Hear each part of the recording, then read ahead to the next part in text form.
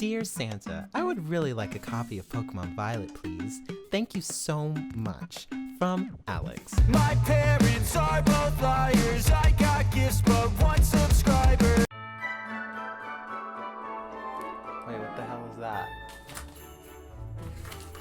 What the fuck is this? Dear Alex, after sending me 10 letters asking for the same thing, you're getting nothing besides that. Never write here again, you 22-year-old man-child. Love, Santa. P.S. Stop drinking Monsters.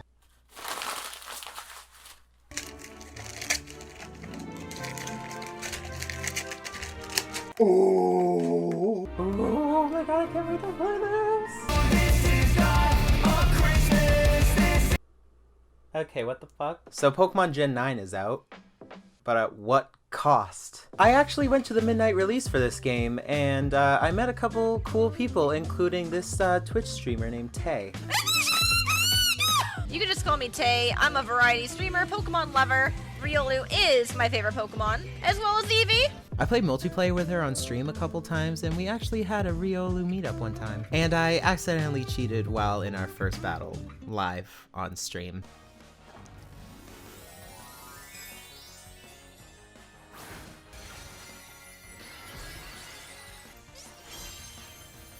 All right, how do I do the, what do you call it? How do I transform my Pokemon? I don't think I can do it yet. Oh, that's not fair. You challenged me to a battle and I can't even do the form thing yet? Wait, why'd you get to the battle? I cheated, I'm sorry. I was like, you want to battle me when I can't even do that thing yet?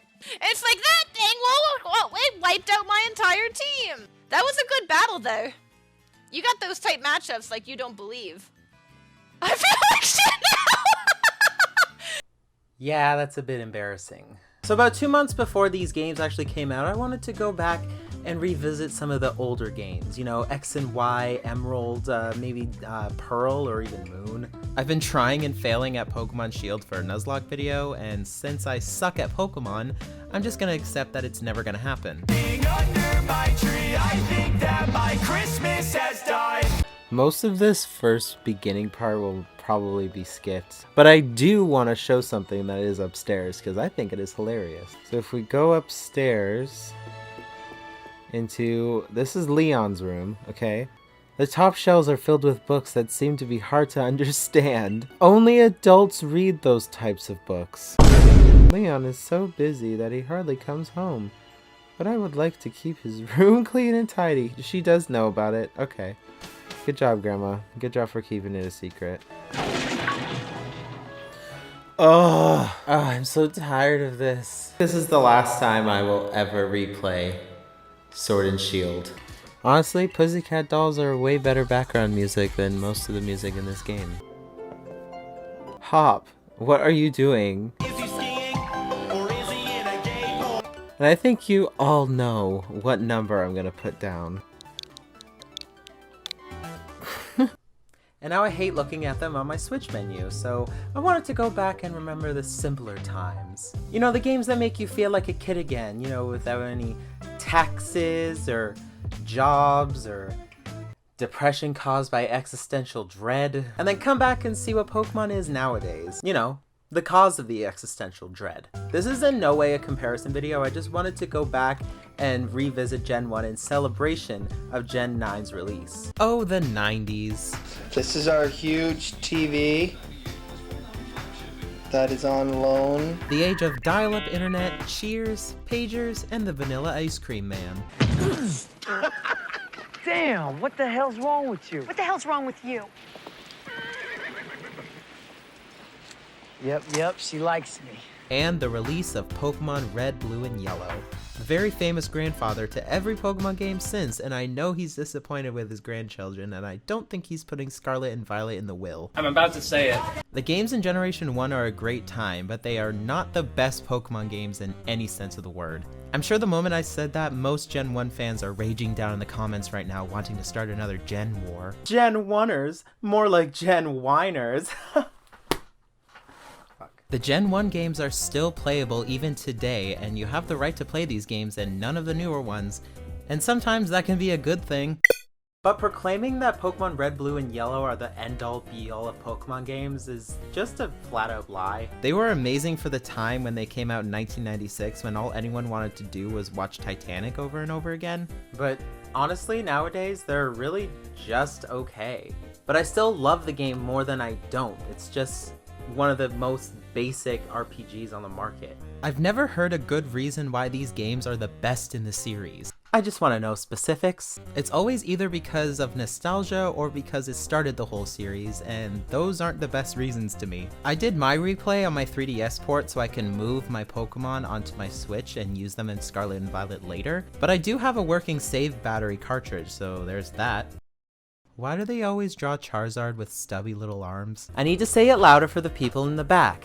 I liked the game more than I didn't. It's actually a breath of fresh air actually playing this after trying and failing at a Nuzlocke and starting to hate Hop's stupid face. First of all, coming from somebody who's had Gen 1 as their first Pokemon experience, the Pokemon designs are really lazy. One of the laziest. I feel like even till today with some of the new games, the Pokemon Company's design team just pick random things out of a hat. I can work with this. Seal is just a seal. They barely changed the name. Geodude is just a literal floating rock with a face and arms. Krabby is just a crab. And don't even get me started on Voltorb. It's just a Pokeball with a face that evolves and just turns upside down, with an even bigger face and a bigger mouth. And yes, I know Gen 5's Pokemon aren't any better, but I'm not talking about them, am I? And what about the sprites?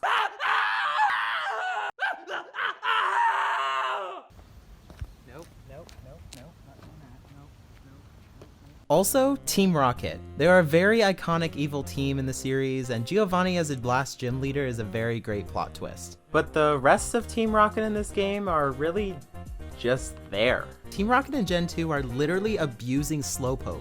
And yeah, Gen 1 they killed one Pokemon, but in Gen 2 a whole generation of Slowpoke had their tails cut off for profit. The evil teams in all Pokemon games are just there to extend the game as a sort of subplot on top of you collecting 8 gym badges. I'd rather just a Pokemon game with just the gym badges and nothing else after that. I'd really like that, thank you. Team Skull, Team Flare, Team Cypher. I hate all of them, and nobody plays the Pokemon games for the story anyway. I hate having to beat Team Rocket every time I have to do something important, like the fossils in Mount Moon, or just the whole thing with Lavender Town and Cubone's dead mother. I know that's the story and all, and you need some conflict in the games to make it more exciting while you train your Pokemon up to defeat the 8 gyms that you're only there to do, but taking hours of my time on teleport pads that if you grew up in the 90s, didn't have internet to Google a tutorial of how to get out of the dead ends. But will I play the game again? Of course I will, it's Pokemon. I even replayed it on a road trip down to Florida a couple years ago. Oh, and Yellow is just the same game, but with Pikachu as your starter. So it's more directed towards anime fans since it came out a year after it premiered, and it has Jesse and James in it. That's cool. Sure, you can get the other starters later, but I like having a Squirtle to beat Brock's ass as fast as I can.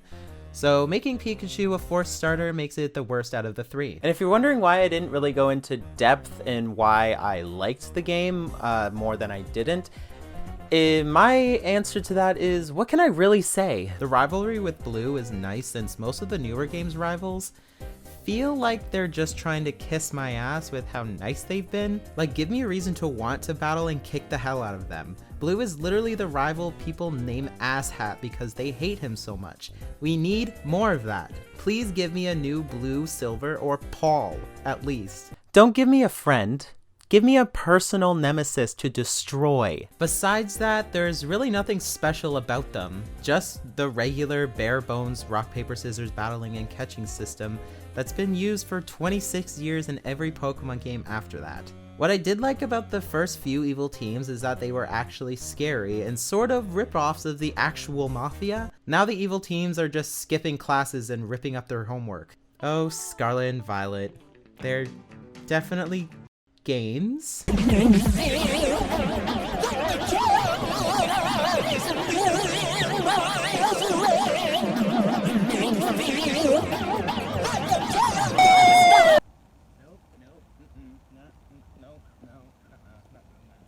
I just want to start off by saying this game is beautiful. You have full 360 movement with the camera. Even in battles, you can see the sprawling landscape that makes up this huge map. Pokemon is now an official MMORPG, with you being able to play multiplayer with up to 4 other people per session. I'm not sure if it's just me, but with multiplayer comes a lot of lag and slowdown. And if your friend is walking with their Pokemon, it skips frames every time it moves, so it doesn't look good, but I'm fine with it, I guess. They added 107 new Pokemon, making it over 1,000 Pokemon species canon, so the phrase "gotta catch 'em all" is getting more and more impossible. Some good, some bad, but I'll get to those later. They adapted the overworld Pokemon encounters that originally started in Let's Go, but was definitely perfected in Legends Arceus. But I think they forgot to add the whole crouching behind something for stealth and throwing a Pokeball to catch the Pokemon without even going into a battle. That's what made Legends Arceus stand out to me, and it might be one of my favorite Pokemon games out of the series because of it. And it's a shame it's not here. And the character customization is just kinda disappointing. Granted, there's way more options than ever before, with the male characters finally allowing for more feminine options like makeup, eyeliner, and longer hair. I can finally make Pokemon's ultimate femme lad. My character's name is Max, and he's gonna be the head of the GSA at the Yuva Academy one day. Only 4 outfits?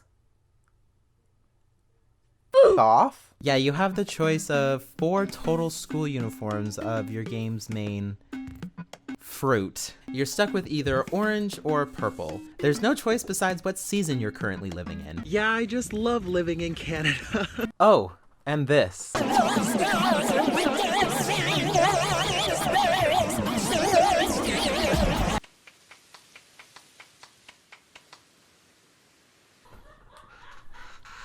I know what you're all saying. But Alex, the game just came out. What did you expect? There is gonna be glitches. No, that is a horrible mindset to have. This game, need I remind you, is $80 at launch, and most of the world starts lagging because of the textures slowly loading in from you just walking normally. I'm sorry, did I say $80? Since I went to opening night and pre-ordered it, it costs me $90.35. I think we were all blinded by the excitement that we forgot that the last Pokemon game that came out before Scarlet and Violet was 10 months before this. I didn't notice this until Moist Critical said it in his video. I'm talking about excusing all of the obvious problems and writing them off as not a big deal when there are a lot of unacceptable, objectively broken things about this game. Why are we okay with a game launching and not really being playable for the most part? Why is that good? And I think this is a combination of a few things. One, the team behind it, Game Freak, being extremely untalented, some of the most untalented developers in the entire business, and two, them not having enough time to fully flesh out their game and their systems. And I think that's pretty obvious when you look at the last Pokemon game that came out, Legends of Arceus, being only 10 months old. They didn't even have a full year before releasing their newest game. Why are we just accepting a game that's poorly made? Need I remind you, 10 months of development that has this many problems at launch that need to be patched later. You know what other game did that? Cyberpunk 2077. It was the same situation. It feels like a beta test in an official game sometimes. Why are we just licking the bottom of Game Freak's shoe simply because it's Pokemon? And since I made fun of some of the Gen 1 Pokemon, I'm obviously gonna make fun of some of the 107 new Pokemon added to this. There's Minecraft Cubes, a literal flamingo, and they barely changed the name of it. Again, I'm sensing a trend. Dogs that will give a celiac a panic attack, and God Emperor of Dune. The spice. He knows about the spice. And they try to play Wiglet off as not being the same Pokemon as Diglett. Sorry Pokemon, but you're just wrong. This is just another instance of the Pokemon Company, Game Freak, and Nintendo just pulling ideas out of a hat. Fine. I do like a lot of them. Graveyard is the goodest of good boys. Flittle looks so much like a Tamagotchi that I named mine after one, and Orthworm is just a hilarious name to me. The spice melon. And the story is fine, I guess. If you care about it, go play the game. But I'm honestly not here for the story. I'm just here to catch Pokemon and shiny hunt. That's really all I'm here for. To be honest, I really don't care about these people. I legitimately don't even remember their names while filming this. So to end this video, I am in... Remember, I'm not comparing these two games whatsoever. They're completely different games separately. I just wanted to go down memory lane a bit and knock off 2 games out of my list with 1 stone, so. And remember to follow Tay on Twitch whenever you get the chance, and also subscribe to this channel for more mediocre content. But before I go, one last question. What would make these games 10 times better? Voice acting. The Christmas tree's on fire. Santa's holding the lighter. My parents are both liars. I got gifts but 1 subscribers. Thanks for the candy basket. Oh God, another jacket. My stocking's filled with acid. Am I dreaming? What just happened?